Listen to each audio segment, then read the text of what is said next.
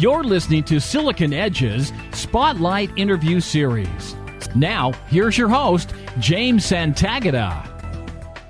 FCI, or the frame creation industry. This is a term I've developed to characterize the literal industry which creates the lenses, the filters, the frames by which we interpret events around us. And they help define and determine what frames, lenses, or filters are approved and which ones are verboten.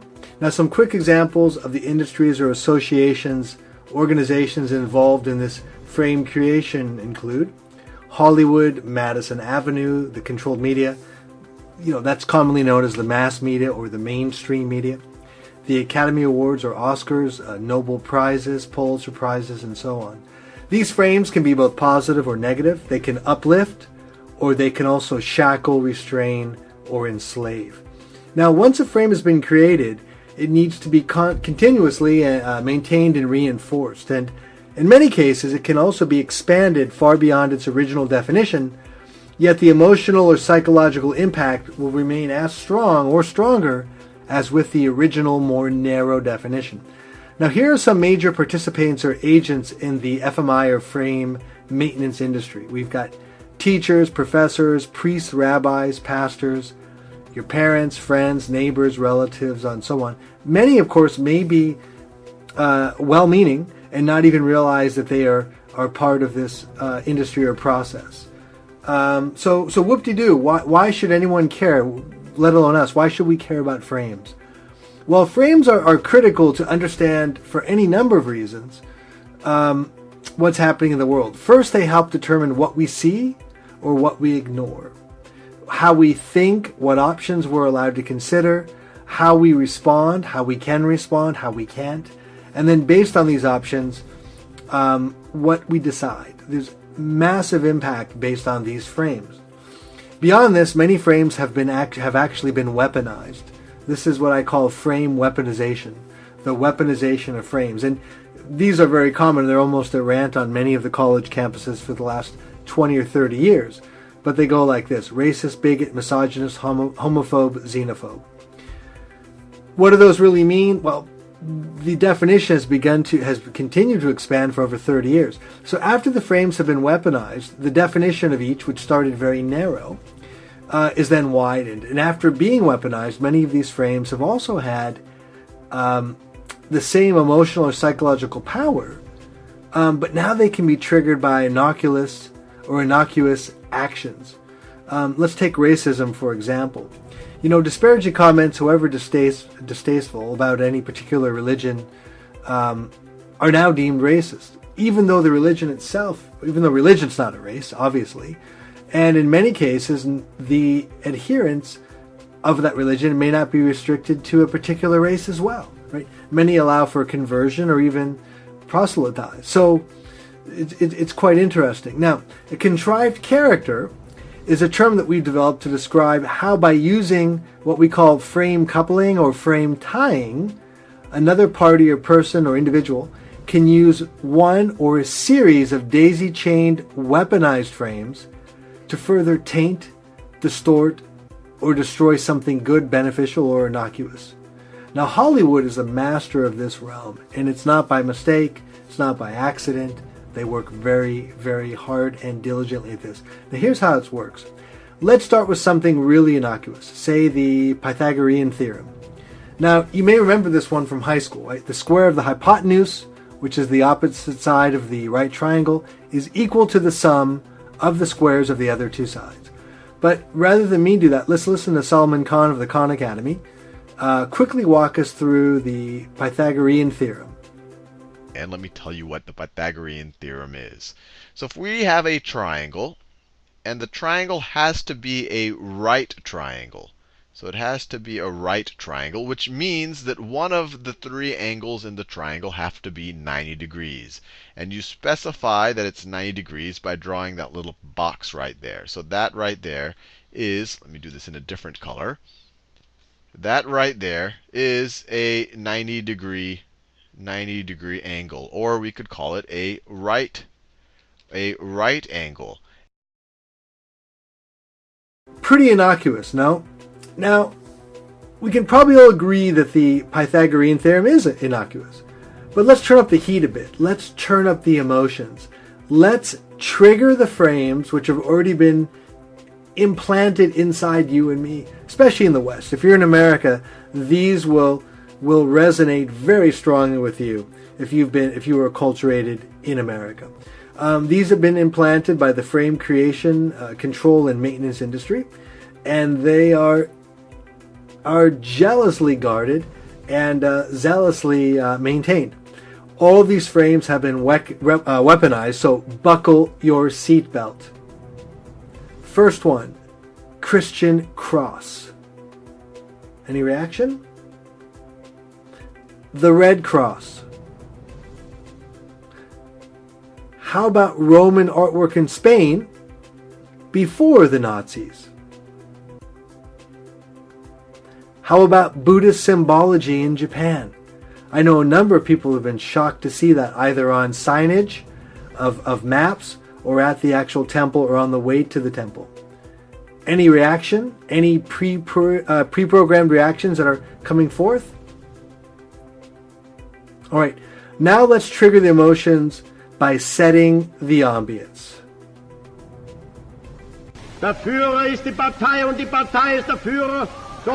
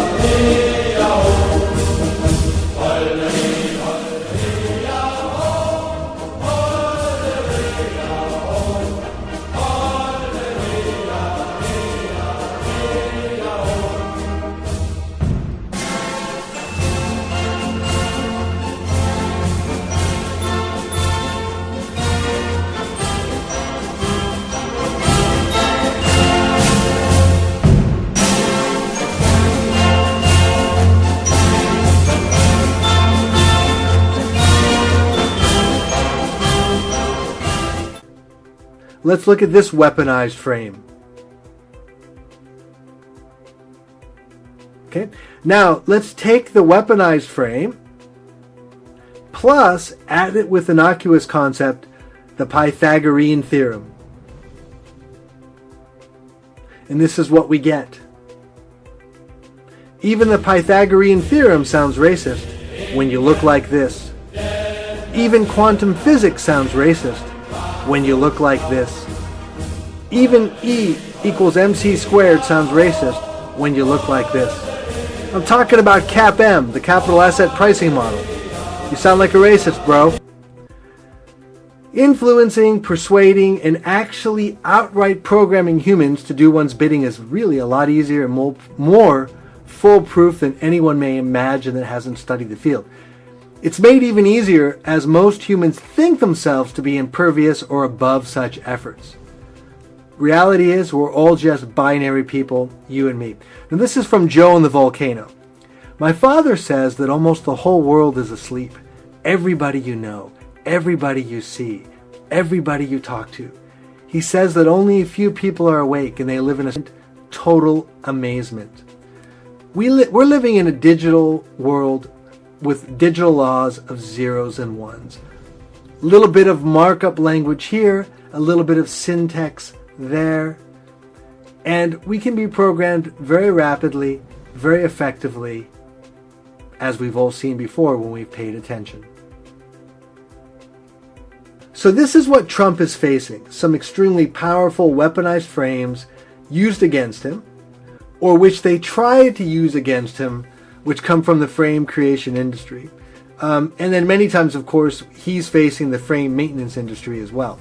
But Trump, from his performance, has proven himself to be very agile, psychologically and intellectually agile, and he's using a number of tools and techniques where he literally, no pun intended, is able to either neutralize these or move them to his benefit. So what exactly is he doing? Again, let's review the 10 things. He's using authenticity or being authentic, frame control, reframing, challenging the frame. He doesn't seek approval. He doesn't seek validation. He avoids the ego box trap. He avoids the consistency trap. He's almost always multimodal, or he exhibits multimodalities, and he avoids the apology trap. Now, next up, let's watch the frame maintenance industry in action. Here's a brilliant little clip featuring Dr. Drew, who you may know, as he tries to reframe an individual, as well as smear her, and other people like her, as well as Trump supporters in general. Let's watch closely to see if you can catch it. Again, there's very heavy reframing. He's been called out on lies, left and right. You don't look like a Trump supporter to me. When people think about Trump supporters. All right, did you catch all that? So here's Dr. Drew's reframe. One, he doesn't address or want her to address why she supports Trump. He only tries to shame her with the script. Dr. Drew says, "You don't look like a Trump supporter." Look? Who looks like a Trump supporter? The translation of what he said effectively is, you are black and you are female. Specifically a black female. Therefore, you shouldn't be supporting Trump. Now, how could she, if she wanted to, or if we wanted to, or chose to in that situation, how could you break his frame? How could you reframe it? Well, there's a few delicious ways to do it. Now, it would have been really delicious to see her do something like this. When he said, you don't look like a Trump supporter, she could use this particular script. Because I'm black? Or because I'm a female? Or because I'm a black female? One of the most racist and misogynistic things I've heard in the last few years. And then use a derisive laugh. By doing that, you're evoking these weaponized frames back against Drew. Black, racist. Female, misogynist. Then you repeat it again, black female, which is again racist and misogynistic. And then you use the term of the frame, racist and misogynistic. So you're effectively attacking him 3 times with 2 different weaponized frames. And laughing, which makes you surfer cool as well. Help me understand this. What is he? What? Just in a word or in a sentence? Truth. Truth. That's not true. And let me ask this. Have you felt like your truth has been sort of marginalized, or you've been shut down by the current sort of prevailing The current winds? politicians have said what they needed to say during elections to get elected. Once they are elected, they don't take your phone No, calls. hold on. I agree. I actually agree. It seems to me. And they don't- hang on. they're not telling There's the some truth. feeling he's tapping Yes. into. What is the feeling? Truth. No. What's the? No. Are you angry? I'm angry Okay, because it's anger. Yes, You're okay. and what are you angry about? You're angry that you're not being. Dr. Drew comes back again with this reframe. Again, doesn't want to know what she's thinking, but doesn't care, of course. He's in the frame maintenance industry. So he comes up with this, what is Trump tapping into? And she says, truth. No, he explains. Trump and truth, surely that's not possible.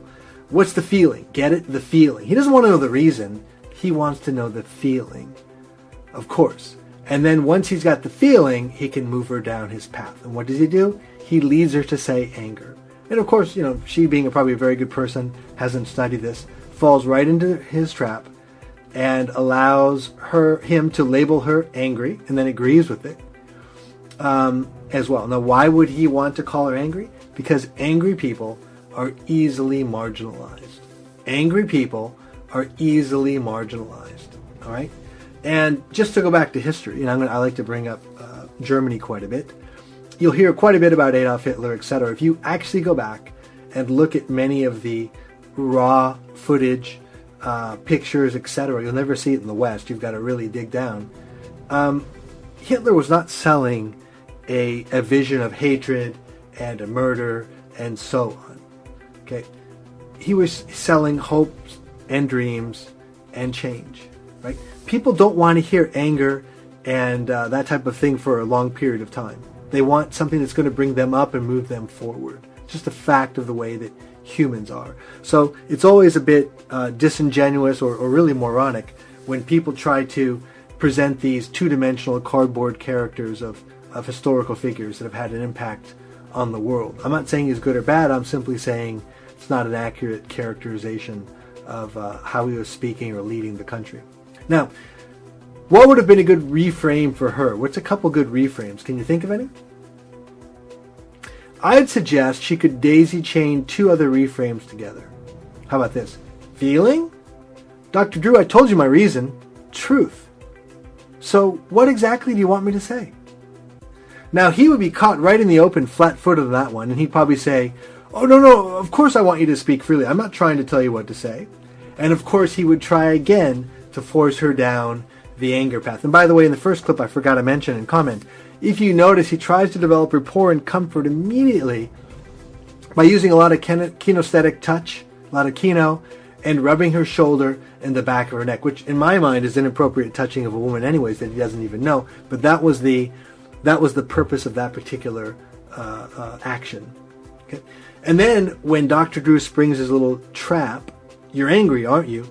The perfect reply would have been, Dr. Drew, you sure seem to be projecting a lot today. First the black thing, then the female thing, and now this. Is everything okay at home? It's a brilliant reframe because what you've done again is you've accused him of projecting everything he told you, that he's angry. Again, you've evoked two other weaponized frames, the black thing, the female thing, which is both the racism and misogyny. And of course you could call those out and repeat those one more time using those words. Then you question the ability to maintain a stable home. Is everything okay at home? Right? So then he has to respond to that, or he's been reframed and tainted as well. People feel shut down, which is what your anger was. Where are you? You're out there. There you are. Your anger has been shut down, hasn't it? Right? You were, and now it's been mobilized, right? And there's something that happens in therapy is when people, you sort of bring out their real feelings. They get very enthusiastic about those feelings. The most amazing thing, again, is if you look at what he's done in this final clip, the woman has already stated her interest and support for Trump as due to or coming from her perception, and she could be wrong, but this is her perception, that Trump was truthful and that he was authentic and would do what he was going to say. But instead, Drew reframes this in such a way that she's angry.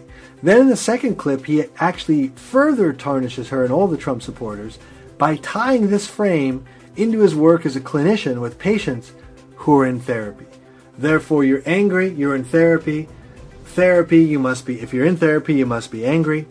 And then, therefore, if you're angry or in therapy or vice versa, since they're tied together, you support Trump. If you support Trump, you're angry and you should be in therapy if you're not already. The implication, I see nuts like you, like her, in my daily practice. That's what he's saying. Now, breaking down his frame and taking him out, there's two ways you could do this, and they're both delicious. First one is to challenge his authority frame as a doctor, and of course as the host of that show. But you would do it by simply questioning and exposing his profession as both dubious and often malodorous, even in the recent past. And two quick examples. The APA's DSM considered homosexuality a sociopathic personality disturbance for over 2 decades. And then, of course, after those 2 decades, they reversed and said it wasn't, which brings up a couple things. Were they lying to begin with, and they're incompetent, or are they disingenuous? So they're either lying or they're incompetent.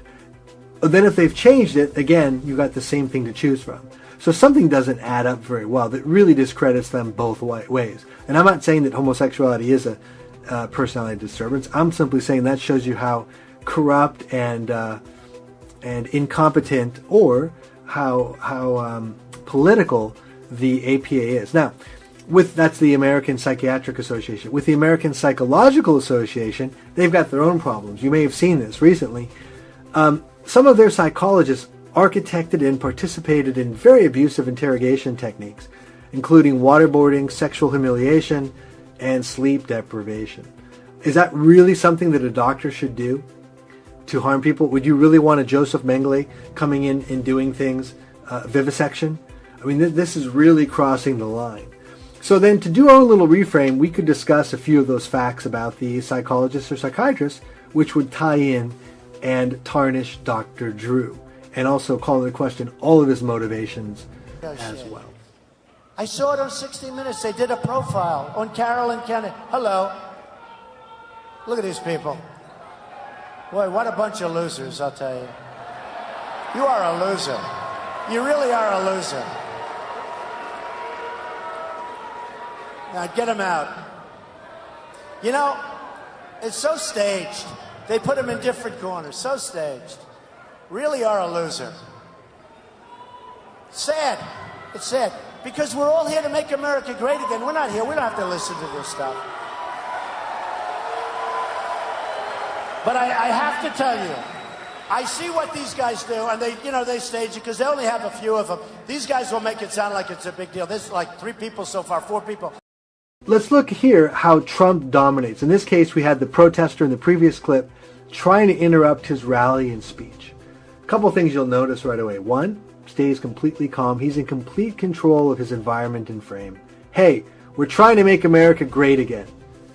2 implications. America's no longer great, that's why I'm needed. That juxtapositions him against all of the other candidates, both in the GOP and against the Democrat Party. And B, you, Mr. Protester, you protesters are bringing America down and impeding our work, so get the hell out of here. Hit the road, Jack. And he maintains order like a leader. Right? He's maintaining that like a leader and showing what he can do. This taps into a lot of issues with sociobiology and evolutionary psychology when people look up to these types of figures. So, the president of Mexico yesterday, or the ex-president, or whatever, whoever, who cares, he said, we will not even consider paying for the wall. You have to understand, because, okay, you ready? Who's going to pay for the wall? Who? 100%. 100%. So I get a call from one of the reporters yesterday, and they said, the president of Mexico said they will not, under any circumstances, pay for the wall. They said to me, what is your comment? I said, the wall just got 10 feet higher. It's true. It's true. Okay, if you look at that previous clip where he was talking about the wall, very fascinating how he dominates. Number one, he has complete control of his environment and the frame. I'm building a wall between the U.S. and Mexico, and I'm sending the bill to Mexico. End of story. Done. Right? That is the emperor's frame, and that is his divine right.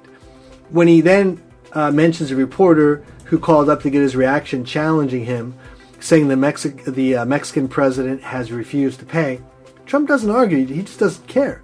Again, why not? He assumes the emperor frame and invokes divine right, and he uses a presumption clause. Guess what? It just got 10 feet higher. So effectively, he knows when to fight head on, and he knows when to conserve energy or motion and sidestep. Very brilliant and very powerful framing. Love him or hate him, this resonates with people psychologically as well with our hard wiring through both evolutionary psychology and sociobiology.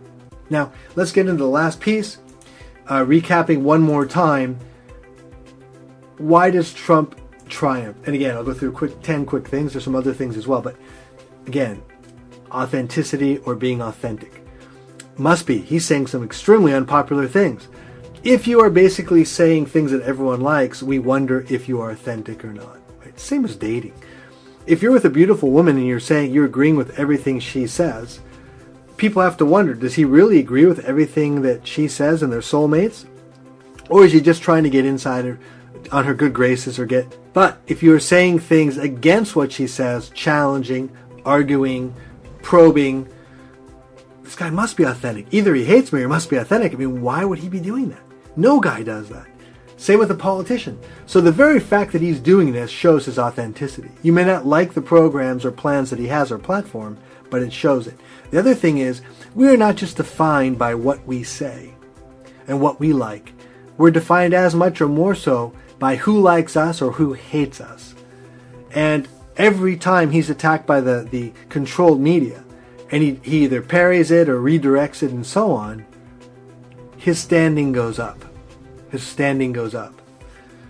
Now, he has frame control, very strong frame control, really strong reframing ability, always challenges the frame. He knows how to add in context.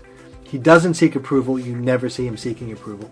Doesn't seek validation. He always avoids the ego box trap, avoids the consistency trap. What do I mean by that? Donald Trump, will you do X, Y, and Z? If you lose within the GOP primary, will you right now agree that you will not be an independent? What does he say? No, I'm not going to say that. I'm keeping my options open. Brilliant. Avoiding the consistency trap. He also does this by being multimodal or having multi-modalities, right? Just like you have the number of outfits of clothes or suits or whatever in your closet, blue jeans, going to the gym, board shorts, a formal tuxedo and so on. We have the same thing for both activities, personalities, and frames. Sometimes he's a doting father. I was talking to my daughter and she said, Daddy, don't be so mean to these people. He was rude to me. Daddy, be nice. He goes back and forth between these frames.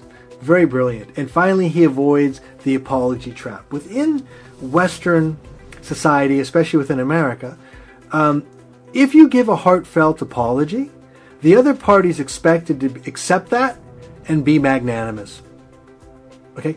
If they turn around and use that as ha ha ha, and use that to further say, oh, you've proved you're wrong, or use that to try to denigrate you or shame you, don't even give him an apology. He knows the controlled media will do that, so he doesn't play the game. Screw you, I won't apologize. Bottom line, you owe me an apology. And that's what he does. Very brilliant, and this is extremely strong within the human brain, triggering people that will either like you or at least follow you.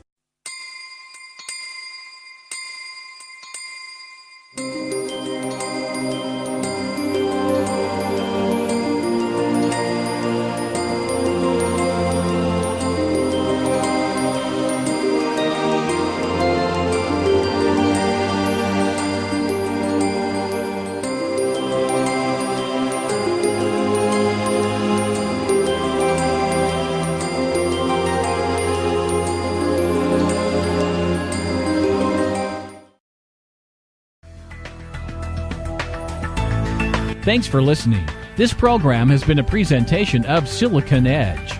Silicon Edge is personalized innovation for your competitive edge. Innovate, communicate, transform. Only at silicon-edge.com.